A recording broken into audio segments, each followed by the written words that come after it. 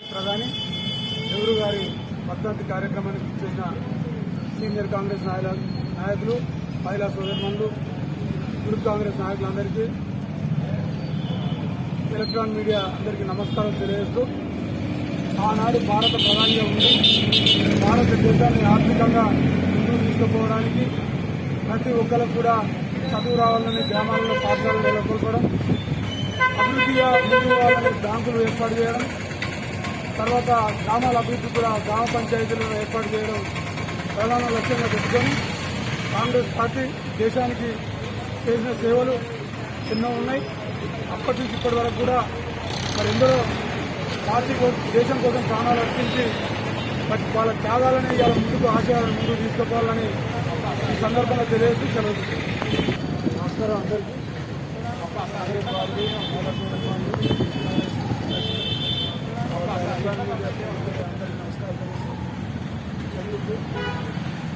కార్యక్రమం 51 సంవత్సరాల క్రితం జవహర్లాల్ నెహ్రూ గారు చనిపోవడం జరిగింది. ఇవాళ రోజు ఆయన భారతదేశానికి 16 సంవత్సరాలు ప్రధానమంత్రిగా పనిచేయడం జరిగింది.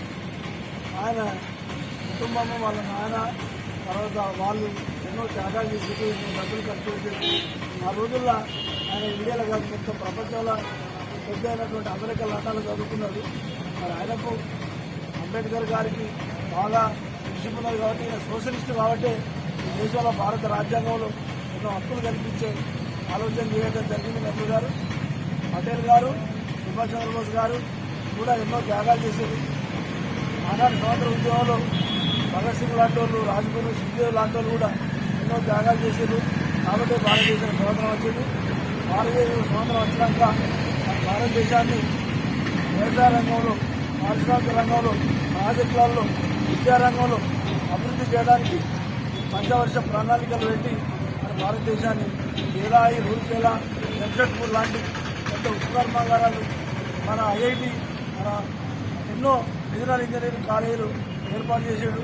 వాళ్ళ మునిమనోరాలే పోయిన సంవత్సరం నవంబర్ 24 నాడు ఉస్మానాబాద్కు ప్రియాంక గాంధీ గారు వచ్చి మనకు మెడికల్ కాలేజ్ కూడా ఎన్నికలలో ఇస్తానని చెప్పడం జరిగింది. అంటే ఇన్ని త్యాగాలు చేసిర్రు కాబట్టే మనం వాళ్ళ అడుగుజాడలో పోవాలి. ఈ దేశానికి మరి 10 సంవత్సరాల నుంచి మోడీ నాయకత్వంలో ఎవరైతే ప్రభుత్వం నడుస్తుందో మరి వాళ్ళు దేశాన్ని విచ్ఛిన్నం చేసే కార్యక్రమాలు చేస్తూ ఉన్నారు. ఆర్ఎస్ఎస్, బజరంగ దళ్, విశ్వ హిందూ పరిషత్ వాళ్ళు ఎలాంటి త్యాగాలు చేయలేదు. స్వాతంత్ర ఉద్యోగాలు లేరు. వాళ్ళు ఎవరు గాంధీని చంపించిన దాంట్లో ఉండి ఇదే వల్లభాయ్ పటేల్ ఆర్ఎస్ఎస్ను బ్యాన్ చేసిండు. ముఖ్యంగా మోడీ మరి ఆయన ప్రధానమంత్రి 1947లో జాతీయ ప్రభుత్వం ఏర్పాటు చేసినాక 3 ఏళ్ళ కూర్చుంది. మరి నెహ్రూ గారు చనిపోయేప్పటికీ కాంగ్రెస్ పార్టీ ఆధ్వర్యంలో ఘనంగా నిర్వహించడం జరిగింది. ఆనాడు నెహ్రూ గారు అప్పుడు మంచి ఆర్థికమైన కుటుంబంలో పుట్టిన వ్యక్తి.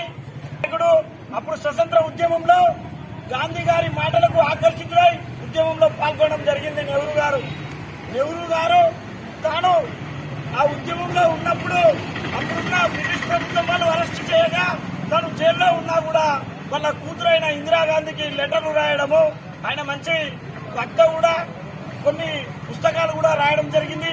అలాంటి పుస్తకాల్లో పిల్లలను ఎలా పెంచాలి, పిల్లలకు ఎలాంటి బుద్ధులు నేర్పాలి అని చెప్పేసి అలాంటి ఉత్తరాలు రాయడం జరిగింది ఇందిరాగాంధీకి. అప్పుడు స్వతంత్రం వచ్చిన తర్వాత అతను ఒక ప్రధానమంత్రిగా ఆనాడు నియమించడం జరిగింది. ప్రధానమంత్రిగా నియమించిన నాడు వాళ్లకు ఉండబడిన ఆస్తుల్లో 80% ఆస్తులు ప్రభుత్వానికి ఇవ్వడం జరిగింది. ఆనాడు మనకు స్వతంత్రం వచ్చినాడు తీసుకువెళ్లే పరిస్థితి తీసుకొచ్చింది. అంటే అది కాంగ్రెస్ పార్టీ చేసిన కృషి. అప్పుడు ఆ మహనీయులు అందించిన త్యాగ ఫలమే అని చెప్పి చెప్పక తప్పదు.